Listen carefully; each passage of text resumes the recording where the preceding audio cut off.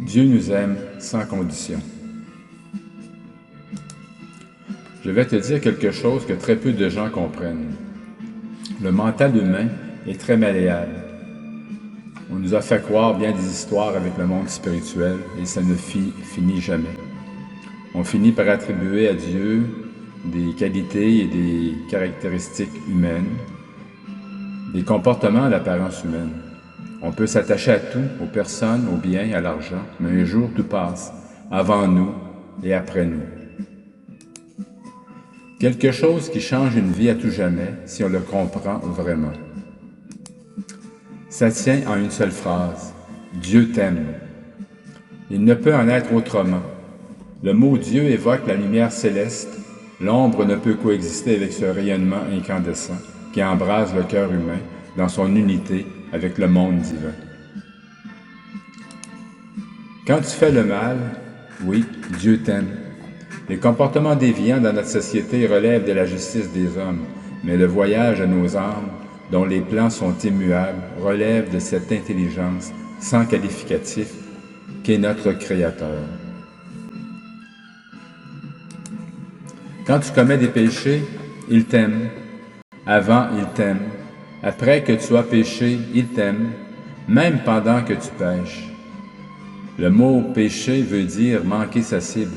C'est oublier l'essentiel de notre incarnation, s'aimer soi-même dans notre unicité et aimer les autres comme nous nous aimons afin de tendre vers une conscience unifiée.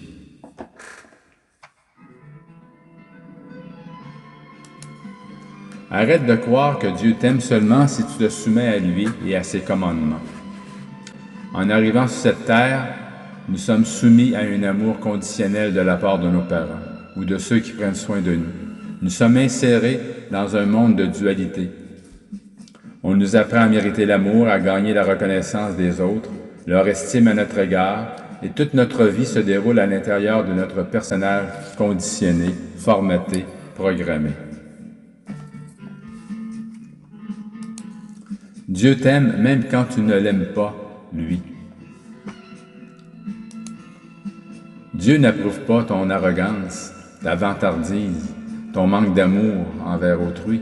Bien sûr, Dieu n'aime pas ta méchanceté, ton égoïsme, ta colère, ton orgueil, mais Dieu t'aime toi, et son amour à lui pour toi est beaucoup plus fort que tout ça. Tant qu'on croit que Dieu nous aime sous condition, on fait le bien pour être aimé et ça ne dure jamais très longtemps, on s'essouffle bien vite. Ce que nous cherchons est un amour inconditionnel que l'on ne peut trouver ici-bas. L'amour des parents pour leurs enfants s'en rapproche, mais il y a toujours des attentes et des arrière-plans. L'acceptation profonde que Dieu nous aime, alors qu'une fois qu'on a compris et qu'on a accepté que Dieu nous aime, un point c'est tout, on accède à un autre niveau. On ne fait plus le bien pour être aimé, mais l'amour de Dieu est en nous. C'est la source de tout acte bon que nous pouvons poser. Le point d'appui de toute vie heureuse, c'est de se savoir aimer de Dieu. Nous sommes alors portés par l'amour de Dieu. Il se répand à travers nous. Ce n'est pas un amour engendré par un ego en manque.